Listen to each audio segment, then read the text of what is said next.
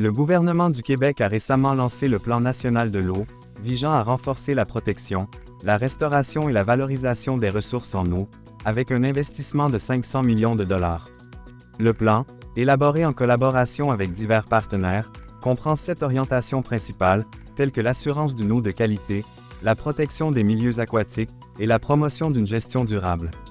Ce projet ambitieux, soutenu par le Forum d'action sur l'eau, vise à préserver les ressources pour les générations futures, comme l'a souligné le ministre de l'Environnement, Benoît Charette.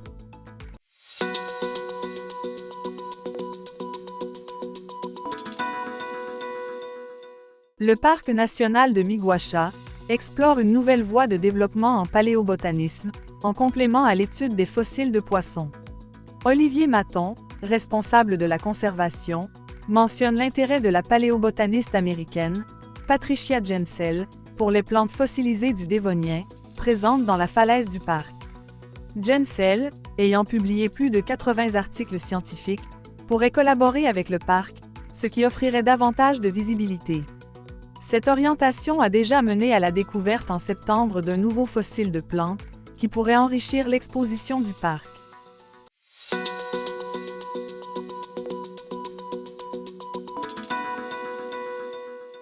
Une équipe de l'UQAR, dirigée par les professeurs Gwenaël Chailloux et Thomas Buffin-Bélanger, lance un projet de recherche de plus de 2 millions de dollars pour étudier la qualité des eaux souterraines en Gaspésie et dans la MRC de la Matapédia.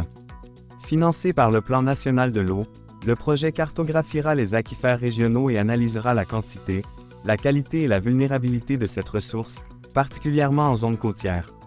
Les travaux, prévus jusqu'en 2028, concernent plus de 50% de la population locale dépendant des eaux souterraines et couvriront un territoire de 9400 km².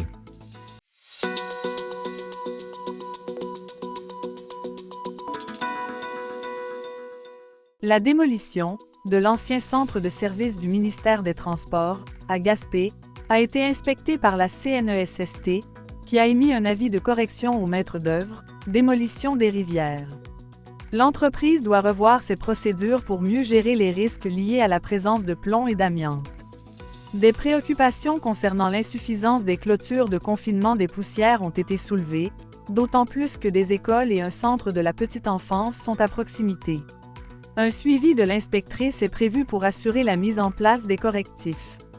Le projet de démolition coûte 876 000 $.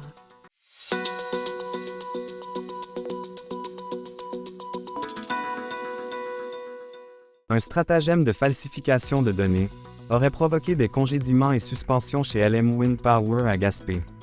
L'enquête, menée par GE Vernova, révèle que des employés auraient été incités par la direction à falsifier les données de contrôle de qualité, compromettant ainsi l'intégrité des pales de 107 mètres produites pour des parcs marins. La production, axée sur la quantité au détriment de la qualité, a soulevé des inquiétudes sur l'ensemble de la fabrication. Les pertes financières sont estimées en millions, affectant également la réputation internationale de l'usine. LM Wind Power n'a pas encore réagi publiquement.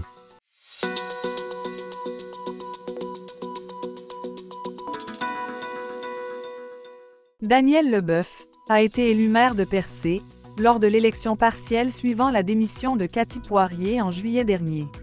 Il a obtenu 49,5% des voix, devançant Olivier Lafontaine, 34,2%, tandis que Linton Couture et Alexandre Vibert-Darèche ont recueilli respectivement 8,52% et 7,69%. Leboeuf entamera un mandat d'1 an, jusqu'à l'élection générale de 2025. Il prévoit étudier le nouveau rôle d'évaluation, élaborer un budget et entamer des négociations syndicales pour apaiser le climat tendu avec les employés municipaux. Il espère rétablir l'harmonie et recruter le personnel parti. Vous écoutez votre reflet d'ici. Revoyez tous nos reportages sur notre site Internet.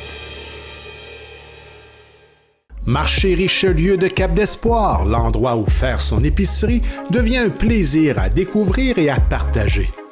Venez déguster nos produits du terroir gaspésien et nos spécialités cuisinées ici même, la cuisine de notre chef Nicolas.